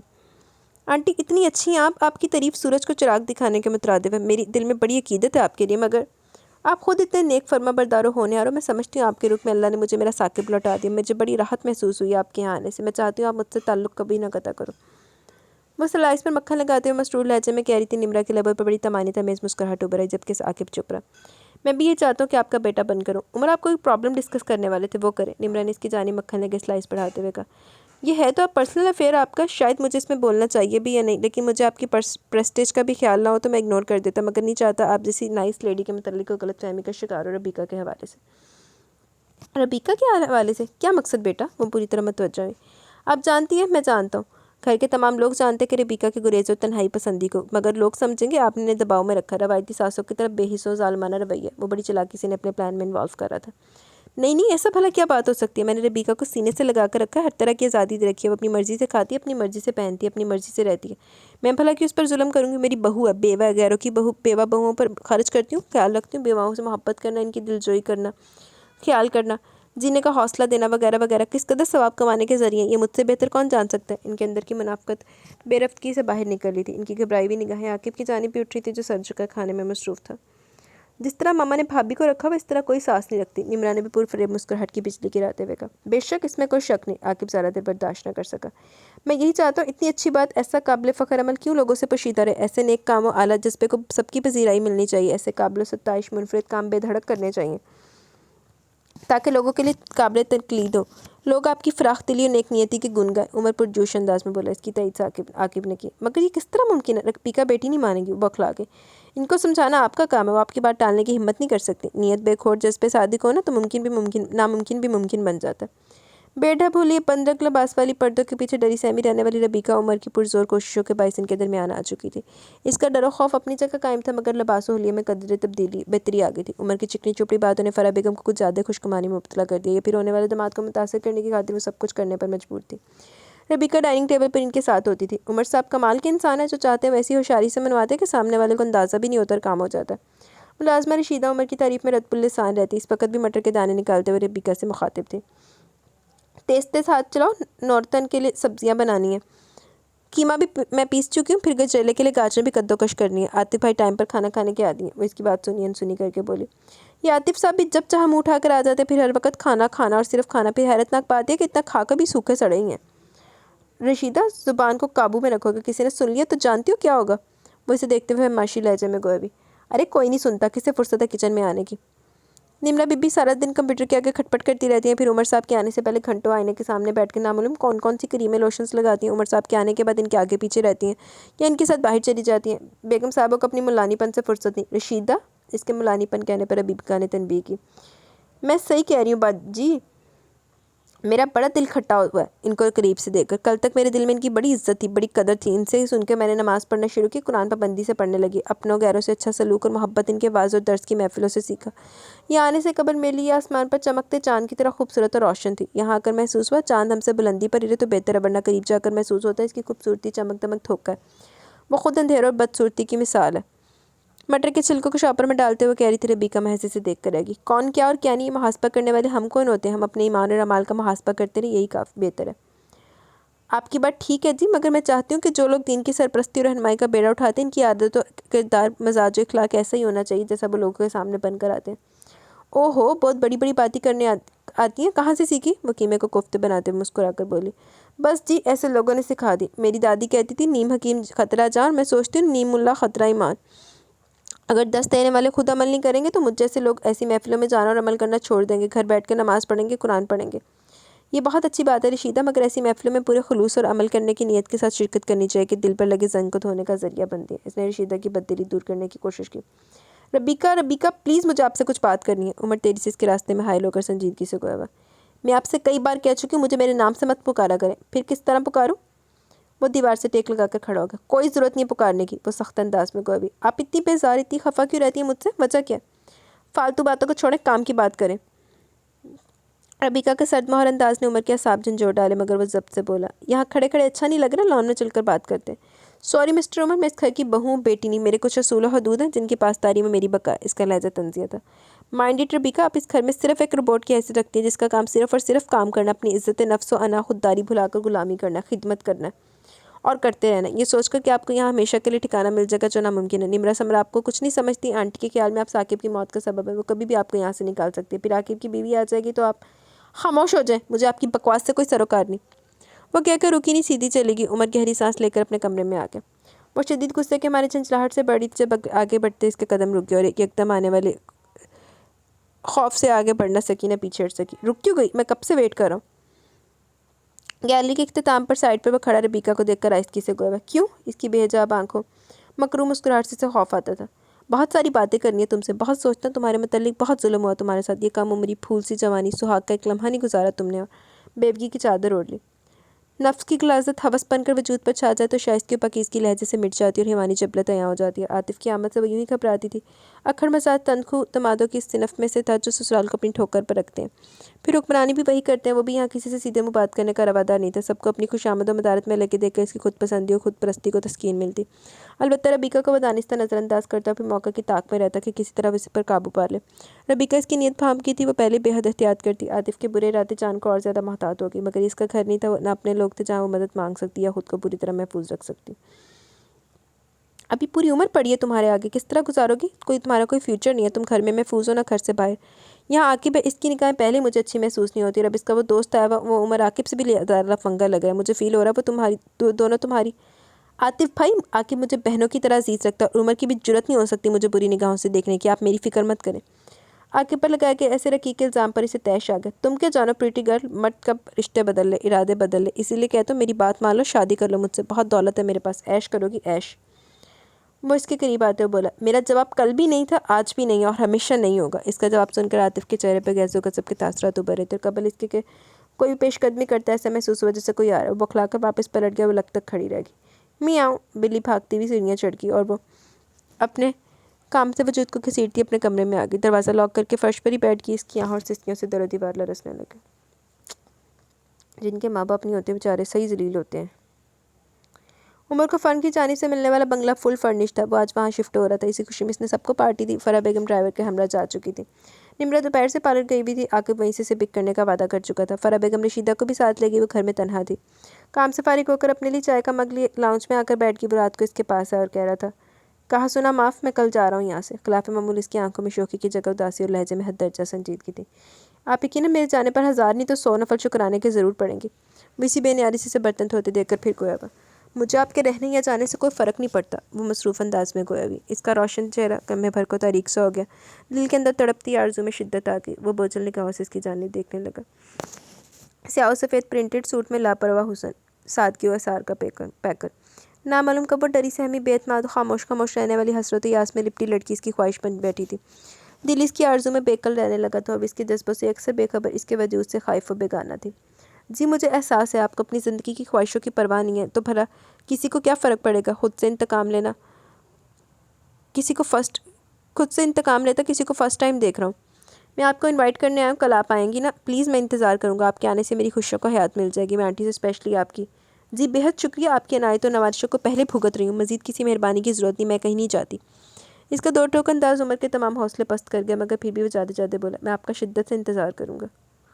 چل منڈے، پھر تیرا انتظار ہی رہے گا۔ عمر خان، میں اچھی طرح جانتی ہوں تم جیسے مردوں کو جو اپنی دولت و چاہت کے نشے میں ڈبل گیم کھیلتے، ڈبل کراس کرنے کے عادی ہوتے ہیں، محبت اور فلرٹ ساتھ ساتھ کرتے ہیں، جیسے عاطف جو بیوی پر کسی پروانے کی طرح فدا رہتا ہے اور چھپ کر بھنورے کی طرح مجھ پر بھی نثار ہونے کی کوششیں کرتا ہے، شادی کی خواہش رکھتا ہے یا پھر دولت کی چمک سے میری آنکھیں اندھی کر کے اپنے ناجائز مطالبے منوانا چاہتا ہے۔ اس کی ناپاک دستر سے بچنے کے لیے بڑی کٹھن جدوجہد کرنی پڑتی ہے مجھے۔ دوسرے تم ہو عمر خان، تمہاری حرکات و سکنات، نظریں گفتگو عاطف جیسی نہیں ہے مگر ارادے وہی ہیں۔ نمرہ کے ساتھ تمہاری انڈرسٹینڈنگ مجھ سے چھپی تو نہیں، پھر میں خود چاہتی ہوں کہ تم اس کے بن جاؤ، مگر تم کیا چاہتے ہو میں اچھی طرح جانتی ہوں۔ تنہا بیوہ عورت تم جیسے مردوں کے لیے بے نام زمین کی طرح ہوتی ہے، جس پر تم جیسے بد کردار نفس پرست لوگ خاص پانہ قبضہ کرنا چاہتے ہیں، لیکن میں ایسا نہیں ہونے دوں گی۔ صوفے کی بیک سے سر ٹکائے وہ سوچ رہی تھی۔ جیسا اس نے لوگوں کو پایا اس نے تو ویسا ہی سوچنا ہے، بے شک اگلا بندہ جنہ مرضی چنگا ہوئی ہے۔ کھڑکیوں سے آتی تیز ہوائیں سے اچھی لگ رہی تھی، بہت آزادی سے وہ لاؤنج پہ بیٹھی چائے پی تھی۔ ایسا بہت کم ہوتا تھا کہ گھر کے سب افراد کہیں جائیں اور وہ چند گھنٹے اسی طرح آزادی سے انجوائے کرے۔ آج عمر اپنے گھر میں شفٹ ہوا تھا اور اسی پر وہ الگ تھلگ رہنے، بچا کچا کھانے کی پابندی آئی تھی۔ وہ پابندی میں خوش تھی۔ میز پر آ کے عمر اس کی پلیٹ میں زبردستی کچھ نہ کچھ ڈالتے اور کبھی کبھی توہن کرہن نمرہ فرح بیگم بھی زبردستی کھانے پر مجبور کرتی اور اس کے میٹھے لہجوں کی کڑواہٹ آنکھوں کی تحقیق کھانا بدمزہ کر دیتی۔ موقع ملتے وہ تانے دینا مغلازات بکنا شروع کر دیتی تھی۔ آج دال روٹی کھا کر سے وہ راحت میری جو کل تک مرغ مسلم کھا کر کھوئی ہوئی تھی۔ اس نے وال کلاک کی جانب دیکھا، سوئی 11 کے ہندسے سے آگے بڑھی تھی۔ ڈور بیل بجی، دروازہ کھولنے پر جو چہرہ نظر آئی اسے دیکھ کر بے ساختہ پیچھے ہٹ گئی۔ وہ اسے دیکھتا اب اندر چلا۔ گھر میں کوئی نہیں ہے اور آپ کے ہاں تو پارٹی ہے۔ اس وقت عمر خان اور اس کے بیگے تیور اسے بھوکلا گئے۔ میں نے آپ سے کہا تھا آپ کو پارٹی میں ضرور آنا، آپ نہیں آئی۔ وہ اس کے قریب آ کر سنجیدگی سے بولا، میں کہیں نہیں جاتی، میں نے آپ سے کہا تھا۔ ربیکہ آپ کب تک خود کو سزا دیتی رہیں گی؟ وہ آہستگی سے بولا، آپ کو میری فکر کرنے کی ضرورت نہیں ہے، آپ صرف نمرہ کی فکر کریں۔ نمرہ کی فکر؟ کیوں؟ میرا اس سے کیا تعلق؟ وہ ازحد معتجب ہوا۔ بہت خوب، آپ خود سے جھوٹ بول رہے ہیں، مجھے احمق سمجھ رہے ہیں۔ آپ مجھ سے صاف بات کریں، کہنا کیا چاہتی ہیں؟ الجھنے اور شکنیں اس کی فراق پیشانی پر پھیلنے لگی۔ آپ نمرہ میں انٹرسٹڈ ہیں، اس کی خاطر یہاں رہ رہے تھے؟ واٹ؟ امپاسبل، میں اور نمرہ میں انٹرسٹڈ ہوں گا؟ وہ حیرانگی سے بولا۔ کچھ دیر خاموش رہنے کے بعد دھیرے سے گویا، نامعلوم کب اور کیسے آپ میرے دل کی حکمران بن گئی۔ عمر خان، دماغ درست ہے آپ کا؟ وہ اس کی جرأت پر جی جان سے لرز کر رہ گئی، جبکہ وہ اطمینان سے کڑا تھا۔ آپ کہتی ہیں کہ میں نمرہ کے لیے آتا ہوں، جبکہ میں آپ کی خاطر… خاموش اور نکل جاؤ یہاں سے، وہ غصے سے چیخ کر بولی۔ نہیں، آپ کو میری بات سننی ہوگی۔ وہ آگے بڑھ کر ہٹ درمی سے گویا، نہیں سننی مجھے تم جیسے گھٹیا انسان کی بات، نکل جاؤ یہاں سے۔ پلیز چیخیں مت، میں دیوار پھلانگ کر آؤں، اگر چوکیدار کے پاس آواز چلے گی تو آپ کیا جواب دیں گی میری موجودگی کا؟ جواباً میں شعلہ بار نگاہوں سے اسے گھور کر رہ گئی۔ وہ دلکشی سے مسکرائے، بہتر یہی ہوگا آپ جس طرح آئیں اسی طرح چلے جائیں اور مجھے معاف کر دیں۔ بے شک میرے نصیب نے مجھے بہت بے توقیر و ارزاں کر ڈالا ہے، کم مائے گئے ذلت و تحقیر میرا تعارف بن گیا، مگر میں اس قسم کی لڑکی نہیں جیسی آپ مجھے سمجھ رہے ہیں۔ مجھے اپنا تقدس دنیا کی ہر دولت سے بڑھ کر عزیز ہے۔ آپ مجھے غلط سمجھ رہے ہیں ربیکہ، مجھ پر اعتبار کریں، میں آپ کے ساتھ فلرٹ نہیں کر رہا، مجھ پر اعتماد کریں۔ اعتماد؟ اور آپ پر؟ نفرت سے ہونٹ سکیڑ کر بولی، ایک ایسے دوگلے شخص پر اعتبار کروں جو اس گھر کی بیٹی کو محبت کے سبق ازبر کروا رہا ہو، اسے دھوکہ دے رہا ہو اور اسی گھر کی بہو کو بہکانے پر آمادہ ہو، میں اعتبار نہیں کر سکتی۔ ربیکہ کے لہجے میں بے اعتمادی بدزنی کچھ اس طرح تھی کہ عمر پہلے تو کچھ لمحے شوق سا کھڑا رہ گیا، پھر ایک دمی وحشت اور جنون سرخی بن کر اس کے چہرے پر چھاتی گئی۔ میرے کردار میں خرابی، میری نیت میں کھوٹ کب محسوس ہوئی آپ کو؟ میری نگاہ جب بھی آپ کی جانب اٹھی عزت و احترام کے پردوں کے ساتھ اٹھی۔ بہت مواقع میسر آئے مجھے، اگر میری نیت بری ہوتی تو کون روک سکتا تھا مجھے؟ اس کی سوچ کے عامیانہ پن نے عمر کو بری طرح پریشان کر ڈالا۔ ثاقب کے بعد میری زندگی میں کوئی نہیں آئے گا، یہ میرا فیصلہ ہے۔ ثاقب؟ مر کر بھی وہ تمہیں نہیں مل سکا، اگر زندہ رہتا تو بھی تمہارا نہیں ہو سکتا تھا۔ اس نے امریکہ میں شادی کی ہوئی تھی اور اپنی انگریز بیوی کی خواہش پر ہی تمہیں بیوی کے روپ میں ملازمہ بنا کر لے جا رہا تھا۔ وہ اچھا آدمی نہیں تھا، میں اس کے بیک گراؤنڈ سے واقف ہوں۔ کیا تم یہ جانتی ہو کہ شادی والے دن بھی اس نے ڈرنک کی ہوئی تھی اور وہ کار ایکسیڈنٹ اسی وجہ سے ہوا تھا؟ شدت جس بات میں وہ آپ سے تم پر آ گیا، اس کی باتوں کے جواب میں ربیکہ کے چہرے پر پھیلتی یاسیت اس بات کی امین تھی کہ ان سب باتوں سے آگاہ، اور یہ سچ تھا کہ ثاقب کے مرنے کے ایک ماہ بعد ساری حقیقت سے وہ رفتہ رفتہ واقف ہو گئی تھی، جو عاطف کے طویل تک پہنچی تھی۔ یہ میرا مقدر ہے، مجھے کسی سے شکوہ نہیں، آپ برائے مہربانی دوبارہ مجھے ڈسٹرب کرنے مت آئیے گا، میں اپنے حال میں خوش ہوں، مجھے اب اس کسی کی رفاقت کی ضرورت نہیں۔ وہ لفظ سے بات چبا کر بولی۔ میرے دل کے دروازے، میرے گھر کے دروازے وہاں ہیں، مجھے تمہاری آمد کا ہر گھڑی انتظار رہے گا، جب حال سے گھبرا جاؤ مجھے پکار لینا، میں آ جاؤں گا۔ وہ پراعتماد لہجے میں کہہ کر چلا گیا۔ سمرا اور عاطف ایک ہفتے کے لیے ٹھہرنے آئے تھے۔ گھر میں گہما گہمی پھیل گئی، عمر کو یہاں شفٹ ہوئے کئی ماہ ہو چکے تھے، اس طرح بہت کم آیا تھا۔ اس کی آمد پر ربیکہ ایک بار بھی سامنے نہ آئی۔ وہ شام کو بہت سارے پھلوں سمیت آدم کا آ کے بتایا تھا آپ کسی کورس کے سلسلے میں ملک سے باہر جا رہے ہیں۔ چائے سے فارغ ہو کر فرح بیگم عمر سے مخاطب ہوئی۔ ان کے علاوہ سمرا اور نمرہ بھی وہاں موجود تھی۔ عاقب کپڑے چینج کرنے اپنے کمرے میں گیا تھا۔ جی 1 ماہ لگے گا آنٹی۔ اچھا، خوب ترقی کرو، دنیا میں نام روشن ہو۔ بیٹا ماما پاپا کو کب یہاں بھیجو گے؟ وہ دراصل نمرہ کے لچھے گھرانے سے کافی پرپوزل آئے ہیں۔ وہ سیدھی مطلب پر آتے ہوئے بولی۔ ماما پاپا کا آنا مشکل ہے، آپ میرے پیرنٹس سے پوچھ کر نمرہ کا پرپوزل منتخب کریں گے؟ اس نے نمرہ کو دیکھ کر پوچھا، جو گردن جھکا کر مسکرا دی۔ ظاہر بات ہے عمر، آپ کے گھر والے ہی آپ کا پرپوزل لائیں گے؟ سمرا حیرانگی سے بولی۔ فرح بیگم بھی سراسیمہ تھی۔ یہ میں نے کب کہا کہ میں نمرہ کو پرپوز کروں گا؟ عمر کا سادہ متعجب خیز تھا، مگر ان کی اپنی سماعتوں پر دھماکے گونجتے محسوس ہوئے۔ نمرہ مسکرانا بھول گئی۔ دیوار کے پیچھے کپڑے پھیلاتی ربیکہ بھی دم بخود رہ گئی، وہاں تک آواز صاف جا رہی تھی۔ مذاق کر رہے ہو بیٹا؟ مارے گھبراہٹ کے وہ بولنا پڑتی۔ میں ایسا چیپ مذاق کر سکتا ہوں آپ جیسی معزز ہستی کے ساتھ؟ اچھا مذاق نہیں تو کیا یہ؟ اتنے عرصے تک میری بیٹی کو اپنے ساتھ لیے گھومتے رہے، تحفے دیتے رہے، گھر میں بھی ساتھ ساتھ رہتے تھے، اب کہتے ہو مذاق نہیں، اور اس سے شادی بھی نہیں کرنا چاہتے؟ اتنے عرصے تک تم ہماری عزت کے ساتھ کھیلتے رہے، اب کہتے ہو کہ ایسی کوئی بات نہیں؟ غم و غصے سے ان کا برا حال تھا۔ سمرا بھی اسے گھوری تھی، نمرہ چپ بیٹھی ان کے چہرے دیکھ رہی تھی۔ نمرہ کو کبھی میں ان کی مرضی کے بغیر باہر لے کر نہیں گیا، نہ کبھی ہوٹلنگ کی نہ آؤٹنگ۔ نمرہ اصرار کرتی تھی انہیں فلاں جگہ ڈراپ کر دوں اور فلاں جگہ سے پک کر دوں، کیونکہ میں عاقب کی طرف کی مصروفیت جانتا تھا۔ وہ نمرہ کو اتنا ٹائم نہیں دے پاتا، اس لیے عاقب کی ذمہ داری میں نے سنبھالی، اس گھر کا ایک فرد سمجھ کر، نمرہ کو بہن سمجھ کر۔ ارے بڑے بہن سمجھنے والی تمہاری ہمت کیسی ہوئی میرے گھر میں رہ کر میری آنکھوں میں دھول جھونکنے کی، میری بیٹی کو رسوا کرنے کی؟ احسان فراموش، آستین کے سانپ! کل تک تجھے میں آنکھوں پہ بٹھاتی رہی، جس کا صلہ تو یہ دے رہا ہے۔ 2 ماہ کی سخاوت اور ریاضت پر مٹی پڑتے دیکھ کر فرح بیگم اپنی اوقات پر آ گئی۔ عاطف ٹھیک کہہ رہے تھے کہ عمر کی نیت درست نہیں، سمرا نے ساڑی کا پلو درست کرتے ہوئے حقارت سے کہا۔ میں چلتا ہوں آنٹی، ابھی آپ غصے میں، بعد میں آپ کو میری بات سمجھ میں آئے گی۔ اتنا کچھ سننے کے باوجود اس کے چہرے پہ غصے کی ایک شکن تک نہ ابھری، وہ اسی طرح پرسکون تھا، اسے معلوم تھا بہت جلدی سے ایسی صورتحال سے دوچار ہونا پڑے گا۔ وہ دن آج ہی آ گیا۔ ہاں ہاں دفعہ ہو، آئندہ کبھی اپنی منحوس شکل مت دکھانا۔ بد لحاظ و بدمزاجی کے عروج پر تھی وہ غصے میں سرخ ہو رہی تھی۔ اسٹاپ اٹ ماما، بس کر دیں، بہت بول گیا آپ۔ عمر تم کہیں نہیں جاؤ گے؟ عاقب وہاں آ کر ماں سے مخاطب ہونے کے بعد عمر کا ہاتھ پکڑ کر بولا، تمہیں معلوم نہیں اس نے کتنا بڑا دھوکہ دیا، ہمارے اعتماد و محبت کا ناجائز فائدہ اٹھایا، میں اسے گھر میں گھسنے نہیں دوں گی۔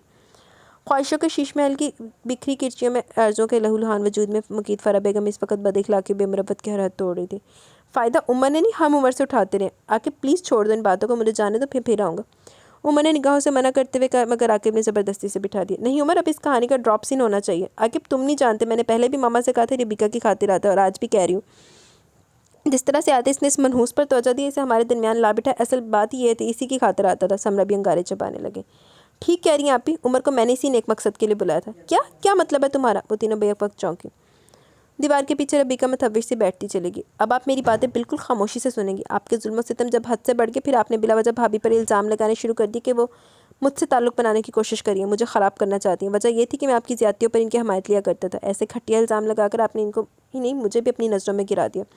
بہت سوچ کر میں نے عمر سے تمام صورتحال ڈسکس کی، اور عمر میں تسلی دی اور کہا کہ وہ ایسی لڑکی کی تلاش میں تھا جو اعلیٰ اخلاق اور بہترین کردار کی مالک ہو، کیونکہ اس کی ممی ایک بے حد سادہ پرخلوص طبیعت کی مالک ہے۔ ان کی ہم مزاج لڑکی بہو بن جائے گی تو گھر جنت بن جائے گا۔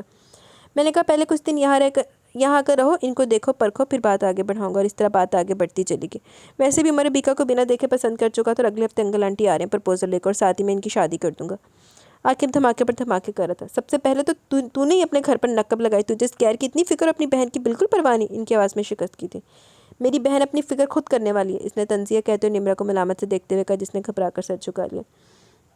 اس دور کی کچھ بے راہ اور رو لڑکیوں کی طرح اس نے بھی کئی دوستیاں پالی ہوئی تھیں، جن میں اکرم نامی لڑکے کے ساتھ اس حد تک جا چکی کہ اگر عمر نہ آ جاتا تو یہ کورٹ میرج کر چکی ہوتی۔ اس کے لہجے میں تپش تھی۔ بکواس مند کرو بے غیرت، بہن پر الزام لگاتے شرم نہیں آتی؟ بے غیرت تو ہوں جو اتنا جاننے کے باوجود اسے زندہ چھوڑ دیا، اس خوف سے کہ جوان بہن کی ایسی موت بھی رسوائی بن جاتی ہے۔ لوگوں کو کیا بتاؤں گا کہ کیوں مارا اپنی بہن کو، لوگ ایسی باتیں بنا بتائے جان جاتے ہیں۔ نمرہ رونے لگی تھی۔ عمر کو اس دوران بیٹھنا برا لگا، مگر عاقب کے ہاتھ کی گرفت مضبوط ہو گئی تھی۔ اکرم آیا تھا میرے پاس، اسی نے سب بتایا، اچھا لڑکا ہے وہ، سب جاننے کے باوجود ابھی بھی اسے شادی کرنے کو تیار ہے۔ میں نے کہہ دیا اپنے گھر والوں کو بھیجے، میں جلد از جلد اس فرض سے سبکدوش ہونا چاہتا ہوں۔ یہ سب اس منحوس کی وجہ سے، اور تم سمجھ رہے ہو میں اس کی شادی عمر سے ہونے دوں گی؟ اسے عیش کرنے دوں گی؟ میرے بیٹے کو مار کر وہ فضول بات مت کرے ماما، بھائی کو اسی طرح جانا تھا، کس نے کہا تھا اس سے ڈرنک کر کے ڈرائیونگ کرے؟ پھر وہ ربیکہ کو کون سا سکھ خوشی دینے والے تھے؟ وہ بیوی کے روپ میں ایک محکوم ایک ملازمہ لے کے جانا چاہتے تھے، جن کی ساتھیوں کی ان کی خدمت کرے مفت کی۔ عاقب شرم نہیں آتی تمہیں بھائی کے متعلق ایسی نازیبا گفتگو کرتے ہوئے؟ کیا ہو گیا تمہیں؟ کس نے کان بھرے تمہارے؟ نمرہ اندر چلے گی، سمرہ غصے سے چیخ کر بولی، رہنے دیجیے آپی، سب جان بوجھ کر انجان بننا اچھا نہیں لگتا۔ ثاقب بھائی کی عیاشیوں و شیاخرچیوں نے ہماری عزت مٹی میں ملا دی ہوتی اگر عمر بڑھ کر ماری سہارا نہ دیتا۔ میں نے کہا تھا اس موضوع پر کوئی بات نہیں ہوگی، عمر سختی سے بولا۔ کب تک چھپاؤں گا؟ تمہارے احسانوں کا بوجھ اتنا بڑھ گیا کہ میں… پلیز یار، دوستوں میں کوئی احسان نہیں ہوتا، اس نے خفگی سے کہا۔ ماما آپ لوگوں کو جو درس دیتی ہیں، کبھی خلوص نیت سے اس پر خود بھی عمل پیرا ہوتی تو یہ سب کچھ نہ ہوتا جو آپ کی ناک کے نیچے ہوتا رہا، اور آپ بے خبر ہیں۔ بھابھی کے سر پر آپ پیار سے ہاتھ رکھ دیتی تو وہ اسی طرح آپ کی خدمت کرتی، مگر آپ کے اعمال ناموں میں نیکیوں کا اور ان دعاؤں کا اضافہ ہو جاتا جو ان کے دل سے نکلتی، اور لوگ آپ کی عزت اس طرح کرتے جیسے آپ کے سامنے کرتے، ورنہ پیچھے آپ کو بہت کچھ کہتے ہیں، کیونکہ کام کوئی بھی ہو پہلے ہمیں مثال بننا پڑتا ہے جب لوگ عمل پیرا ہوتے ہیں۔ عاقب کے ایک لفظ ان کے ضمیر پر نشتر بن کر لگ رہا تھا، ایسے کچھ دیر قبل بڑے بڑے تکبرانہ جملے بولنے والی فرح بیگم گمسم سی ہو گئی۔ عاقب نے آئینے میں ان کا عکس دکھا کے انہیں شرمسار اور نادم کر ڈالا تھا۔ بڑی گل ہے، ادھر یہ بغیر تنوی اثر ہو گیا۔ سمرہ آپ کی یہی کوشش ہوتی ہے کہ اس طرح بھابھی کو یہاں سے نکال دیتے تاکہ آپ اپنے شوہر کی طرف سے بے فکر ہو سکیں۔ آپ کو اچھی طرح معلوم ہے کہ ان کو ورگلانے کی ہر ممکن کوشش کرتے ہیں۔ اس دن آپ نے بھی سنی تھی ان کی باتیں، پھر آپ ان کو سمجھانے کی بجائے بھابھی کی دشمن بنی رہی۔ عاقب رہنے دو اس ذکر کو، میں کس طرح اپنے خاوند کو اس فعل سے روک سکتی ہوں؟ سمرہ کے لہجے میں تھکن اتر آئی۔ سارا ٹبر ہی بغیر تھا نا، پھر جو دوجیاں دی دھیاں نال ادھا سلوک کرو گے تو اپنی دھیاں پھر کداں خوش رہنگیاں۔ جب نیتوں میں خلوص کی چاشنی، اثار و قربانی کے جذبے شامل ہو جائے تو انسان انسانیت کے معراج کو پا لیتا ہے۔ ایسا کرنے کے لیے صرف اپنا محاسبہ اور ضمیر کی صدا پر لبیک کہنے کی ضرورت ہوتی ہے۔ کچھ لوگ ٹھوکر کھا کر سنبھلتے، کچھ لوگ گر کر۔ فرح بیگم کا تعلق بھی گر کر سنبھلنے والوں میں سے تھا۔ وہ بہت زبردست چوٹ لگنے کے بعد یہ سمجھ پائیں کہ اصلاح سے قبل اپنی اصلاح ضروری ہے۔ اصل تبلیغ وہ ہے جو لوگ آپ سے متاثر ہو کر مذہبی طور اتوار اپنائیں۔ آپ کسی کو کہنے کی نہیں، بننے کی ترغیب دیں۔ نیکی کی خوشبو دیر سے پھیلتی ہے مگر پائیدار ہوتی ہے، وہ جان گئی تھی۔ اپنے مالک حقیقی سے معافی مانگنے کے بعد ربیکہ سے بھی معافی مانگ چکی تھی۔ ربیکہ جیسی لڑکی نے کیوں کر نہ معاف کرتی، وہ انہیں معاف کر چکی تھی۔ اب اس کی جگہ نمرہ کے برابر تھی جو آج کل اپنے جہیز کی تیاری میں مگن تھی۔ فرح بیگم اکرم کے گھر والوں کو شادی کی ڈیٹ دے چکی تھی۔ ربیکہ کے منع کرنے پر عمر نے اپنے پیرنٹس کو نہیں بلوایا تھا۔ رابی عمر بہت اچھا لڑکا ہے، اس میں وہ تمام خوبیاں جو ایک ہسبینڈ میں ہونی چاہیے۔ کل تک میری خواہش تھی وہ نمرہ کا نصیب ہو، مگر آج میری آرزو وہ تمہارا مقدر بنے۔ تمہارا انکار بے معنی ہے، میں چاہتی ہوں نمرہ اور تمہارے فرض سے ایک ساتھ سبکدوش ہو کر حج پر جاؤں۔ وہ ملائمت اور پیاس سے اس سے مخاطب ہوئی۔ آنٹی میں نہیں چاہتی کل عمر کو لوگ جتائیں کہ انہوں نے ایک بیوہ سے شادی کی، ان کی لڑکیوں کی کمی نہیں ہے، میرا دل نہیں مانتا۔ لوگوں کی پرواہ مت کرو، یہ سب اچھی طرح جانتے بیوہ ہوئی تو کیا تم کنواری لڑکی ہو۔ وہ کافی دیر تک اسے سمجھاتی رہی، پھر اس کے خوف کے متعلق عمر کو بھی بتایا۔ وہ ان کی پرمیشن سے اس کے کمرے میں آ کر بلا تمہید شروع ہو گیا۔ آپ لوگوں کا اتنا خیال ہے، میرا نہیں؟ اگر آپ کے بچے ہوتے تو بھی میں آپ سے شادی کرتا، کسی غلط فہمی مت رہیے گا۔ حالانکہ اصولاً تو مجھے آپ سے خفا ہونا چاہیے تھا، اس دن بہت برا سلوک کیا تھا آپ نے میرے ساتھ۔ اس کے انداز میں ایک دم ناراض کی طرح۔ کس دن کی بات کریں آپ؟ اس نے چونک کر کہا۔ جس دن میں نے شفٹ ہونے پر پارٹی دی تھی اور آپ کو لینے آیا تھا، آپ نے کیسے کیسے گھٹیا الزام لگایا مجھ پر کہ میں اس گھر کی بیٹی اور بہو دونوں پر نظریں ڈال رہا ہوں۔ اس کے انداز پر بے ساختہ مسکراہٹ تھی، دھلی دھلی شفاف مسکراہٹ نے اس کے چہرے کو منور کر دیا۔ اب بھی مسکرا کر میرا مذاق اڑا رہی ہیں؟ اس نے گہری نگاہوں سے اس کی طرف دیکھا اور اس کے مقابل آ گیا۔ جو ہوا سو ہوا، مجھے کوئی شکایت نہیں رابی، پلیز اب انکار مت کرنا۔ میں نے تمہیں چاہا، بے لوث تمنا کی، محبت کے فسانے زبان سے نہیں آنکھوں سے کہے جاتے، دل سے محسوس کیے جاتے ہیں۔ اس کے بھاری دلکش لہجے میں چاہتوں کی مہک در آئی۔ میں ان میں سے نہیں ہوں جو قبل از وقت جذبوں کو آشکار کر کے محبت کی لطافتوں سے محروم ہو جاتے ہیں۔ آپ کے گھر والے، ان کا خواب مجھ جیسی بہو لانے کا نہیں ہوگا، آپ ان کے اکلوتے وارث ہیں۔ اس کے لہجے میں وہی محرومی عمر ہے جس نے اسے بے قل کیا ہوا تھا۔ تم سب وہم، سب خدشے خوف ذہن سے نکال دو، میں نے ان کو سب بتا دیا، کوئی بات نہیں چھپائی، وہ خوش ہیں، بلکہ ممی کا اصرار ہے وہ تم سے بات کرنا چاہتی ہیں۔ کیوں؟ تاکہ تمہیں سمجھا سکے کہ وہ تمہاری جیسی بہو کی خواہش مند ہے، جن کا گھر سنبھال سکے، اچھے اچھے کھانے کھلا سکے اور ان کے پھوہڑ بد سلیقہ اور لاپرواہ بیٹے کو بھی سنبھال سکے۔ وہ ہنستے ہوئے بولا تو ربیکہ سر جھکا کر رہ گئی۔ میں ممی سے بات کرواتا ہوں۔ اسے خاموش دیکھ کر وہ سنجیدگی سے سیل فون جیب سے نکالتا بولا، نہیں میں کیا کروں بات کروں گی؟ وہ گھبرا گئی. تسلی کر لو اپنی. نہیں میری تسلی ہوگی، شرمگی لہجے میں کہا گیا. کیا کہا؟ پھر سے کہنا ذرا. ویسے میں سرد سے چیخ اٹھا جیسے ڈوبتے کو تنکے کا سہارا مل جائے. آپ اپنے پیرنٹس کو بلوا لیں. وہ کہہ کر رکی نہیں، کمرے سے باہر نکل گئی. عمر جبران کا زنکی سے بھرپور کہہ کر گونج اٹھا. ختم شد. جی تو گائز کیسا لگا آپ کو یہ ناول؟ ہمارا یہ ناول اپنے اختتام کو پہنچا. کیسا لگا ناول؟ اپنی رائے کا ضرور اظہار کیجیے گا. اچھا ناول تھا. بیچاری ربیکہ کی زندگی بھی سہل ہو گئی، اور اس ہدایت کے لیے تو ایک لمحہ ہی کافی ہوتا ہے. اس بی بی کو بھی ہدایت آ گئی اجڑی حاجت بڑی پھیر دی سی، تو اس کو بھی اللہ نے توفیق دے دی ہدایت کی. آپ کو کیسا لگا ناول؟ اپنی رائے کا ضرور اظہار کیجیے گا. ابھی ہم ویڈیو کو اینڈ کرتے ہیں. انشاءاللہ جلد ہی میں جیسے واپس آؤں گی آپ اپنی روٹین پہ آپ سے ملوں گی. مجھے اجازت ہے. انشاءاللہ جلد ملیں گے نیو ناول کے ساتھ. تب تک کے لیے اپنا بہت سارا خیال رکھیں، دعاؤں میں یاد رکھیں. اللہ حافظ.